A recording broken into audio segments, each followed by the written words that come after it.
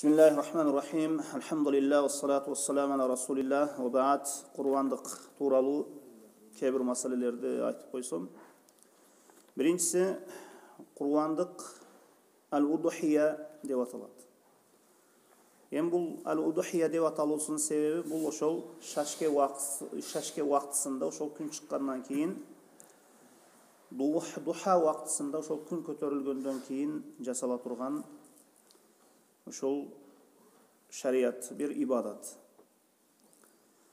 Ekinci, bu ibadat şariat şiarlarından.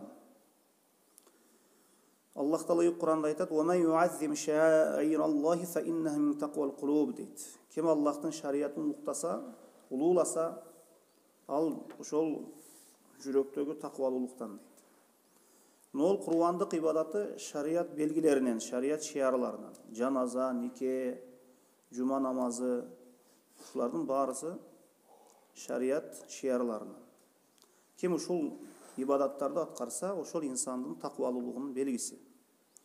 Üçüncüsü, bu ibadat, oşol Kur'an'dık çaluu ibadat bizden aldığınki ümmetlerge dağı şariat bolgan eken. Allah Teala Kur'an'da aytat: "Ve likullin cealna ve likulli ummetin cealna menseken liyezkur ismallahi ma razaqahum min bahimetil en'am" deydi. Biz oşol her bir ümmetke mensek kıldık deydi. Mensek degeni oşol Kur'an'dık deydi. Allah Teala Kur'an'da aytat: "Kul inna salati ve nusuki ve hiyayi ve mamati lillahi rabbil alamin." Ayte Muhammed, menin namazım, oşol Kur'an'dığım, ölümüm, yaşoğum alamdan Rabbisi üçün. Ondan çıktı, Kur'an'dık bizge çeyinki ümmetlerge dağı şariat bolgan eken. Emi bunun ökümü kanday? Ökümü cumhur ulamalarga körö, köpçülük ulamalarga körö sünnet. Jana Abu Hanife rahimahullah, jana Lays Auza'i bu alımlarının pikirine körö alar vacip deşken. Hanafi mazhabda, bizden mazhabda oşol zeket, malı mülkü zeket ölçömüne jetken adamga Kur'an'dık çalış vacip bolot. Anı taşlagan adam fasık bolot. Emi köpçülük alımlarının pikirine göre sünnet, mustahab iş. Emi bunu mындай караганыбызda oşol mümkünçülük бар, возможности бар adam taşlap koygonu jakşı emес. La yenalallahu luhum ve la dima'uha deydi Allah Teala. Allah Teala'ga oşonun kanıdağı, eti dağı jetpeydi, birok silerden bulgan takvalılık jetedi. Bir adam oşol bir koydu soygonu, bir Kur'an'dık çalganı, oşol insanda Allah'a baş igendigi jana jürögündögü Allah'tan korku bir takvalılığının belgisi. Jana aytpadık ki: "Ve men yuazzim şa'irallahi fe inneha min taqval kulub." Kim Allah'ın şariatını ululasa, oşol jürögündögü takvalılığının belgisi deydi. Janağı bir hadis var. Janağı kim Kur'an'dık çalbasa bizden namaz okugan jerge jakındabasın degen bir hadis kelgen. Birok bu hadis sahih hadis emes, zayıf hadis. Bu hadis zayıf. Peygamberimiz sallallahu aleyhi ve sellem'den bunday hadis kelgen emes eken. Hem altıncısı, Kur'an-ı Kerim'de Allah Teala "Fasalli rabbike ve nahar" degen, Rabbin üçün namaz okugun jana Kur'an'dık çalgın degen. Peygamberimiz sallallahu aleyhi ve sellem oşol iki koşkordu Kur'an'dık çalganı hadislerde kelet. Anandağı bir hadis var, kim Kur'an'dık çalsa oşol ayvanı menen minip peşke kiret degen, jannatga kiret degen bir hadis kelgen. Bu hadisdağı jalgan hadis. Bu hadisdağı Peygamberimiz sallallahu aleyhi ve sellem'e kelgen emes. Jetincisi, Kur'an'dık 8 türlü çarva ayvanından jasalat. Allah Teala Kur'an-ı Kerim'de aytkan bunu. "Semaniyete ezvac" degen. Oşol töөнүн erkek urgaçısı, koydun erkek urgaçısı, echkinin erkek urgaçısı mına uşulardan Kur'an'dık jasalat. Mına uşul nerseler hadislerde jana ошондой эле ayatта kelgen ошол Kur'an'da uşul hayvanlardan jasalууsu tuuralı. 8-incisi, jaşı kançada boluş kerek. Hem Peygamberimiz sallallahu aleyhi ve sellem musinna kılgıla degen. Oşol musinnаны Kur'an'dık çalgıla degen. Musinna degen saniye dep koyup, töөнүн jaşı kança boluş kerek? Töөнүн jaşı 5'ti tolturup 6'ga çıkkan boluş kerek. 5 toluş kerek.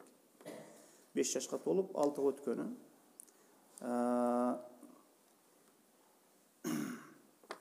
Çoң жанагы бодомал уй мисалы үчүн 2-ни толтуруп 3-кө өткөнү болуш керек. Ечки 1 жашты толтуруп 2-ге өткөн болуш керек. 12 ай дегенде. Кой болсо 6 айлык. 6 ай толуш керек.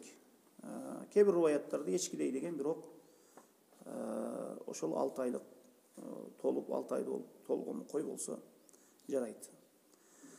Эми 9-нчусу жанагы айып кемчиликтерден саламат болуш керек. Айып кемчиликтерден саламат болуш керек. Биринчиси ошол чолок болбош керек. Экинчиси көр болбош керек. Үчүнчүсү арык болбош керек. Төртүнчүсү бир оорулуу болбош керек. Оорулуулугу бир көрүнүп, кеселдиги бир көрүнүп турбаш керек.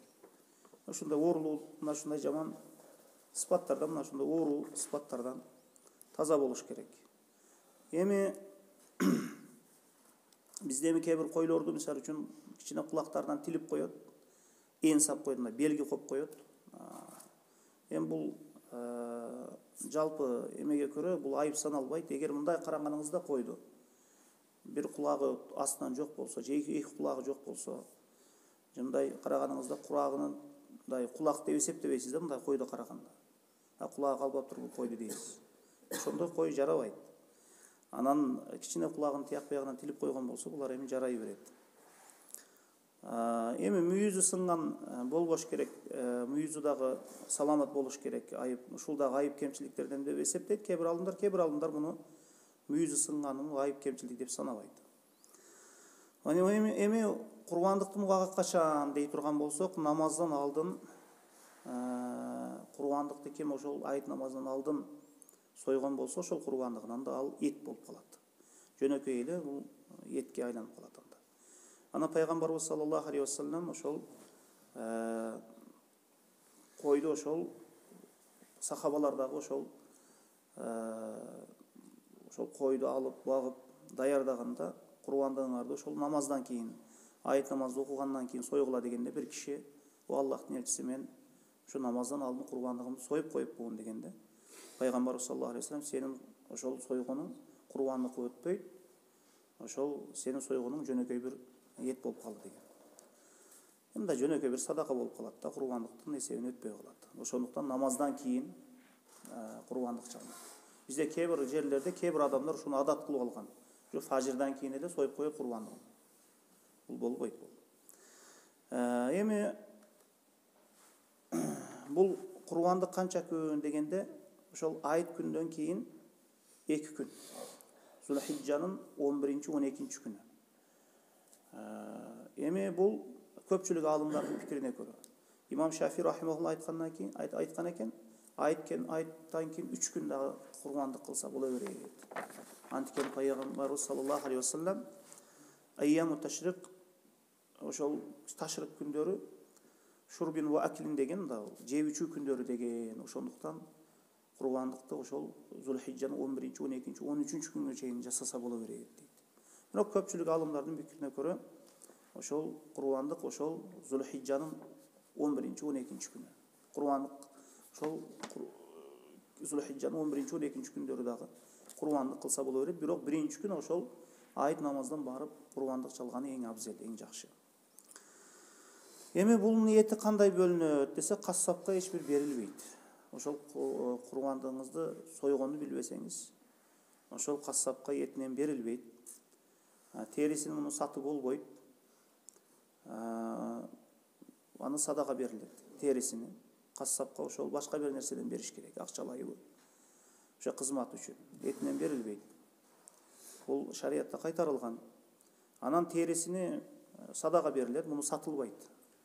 Анан ошол терини алган адам өзү билет. Аны сатып жибереби? Терини садака катары кабыл алган адам аны сатып жибереби? Өзү бир нерсе жасап алабы?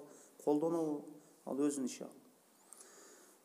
Эми кандай бөлүнөт бул курбандыктын эти десек, эми бул кээ бир алымдардын пикирине көрө 3кө бөлүнөт деген. Кээ бир алымдардын пикирине көрө 2ге бөлүнөт деген. Эми кыскасы Аллах алам бул маселеде ишкенен сойгон адам өзү билет. Эмне кылуусун? Береби, бербейби? Аны бөлөбү, 3кө бөлөбү, 2ге бөлөбү, же ошондой берип коебу? Анын өзү билет. Бул маселеде ишкененирээк. Аллах Таала кейбір алымдар екіге бөлінеді деген бұл аятқа көрі факулу минха ат'имул қани вал муътар. Факулу минха ва ат'имул қани бисал қани муътар. Мындай андан жегіле, андан кедейлерге дағы бергіле деген мына ушундай аяттар келген. Мына ушул аятқа көрі кейбір алымдар екіге бөлінеді дейді, кейбір алымдар үчкө бөлінеді дейді. Эми бұл маселеде ишкенен сойгон адам өзү билет, бирок курбандыктын хикматы мындай максаты өзү эмне? Өзү курбандык чалуудан максат өзү дагы ошол кичине бир кедейлерге бөлүшүү, уланышуу болсо, кичине кедейлерге бир сүйүнүч тартуулуу, кичине ошолордун үйүндө эт болуусу, бул албетте шарият бир буйруган жакшы бир иштерден. Эми 14-сү мусафир киши дагы курбандык кылуусу дурус.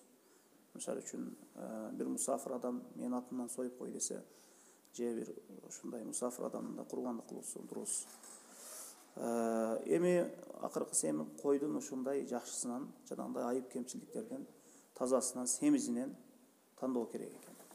Мына ушул кыскасы Аллах Таала мына ушундай улуу күндөргө, сооптуу күндөргө жеткирип буендиги үчүн Аллах Таалага көптөгөн мактоолор болсун. Аллаху алам. Саллаллаху аля Мухаммадин ва алейхи ва сахбихи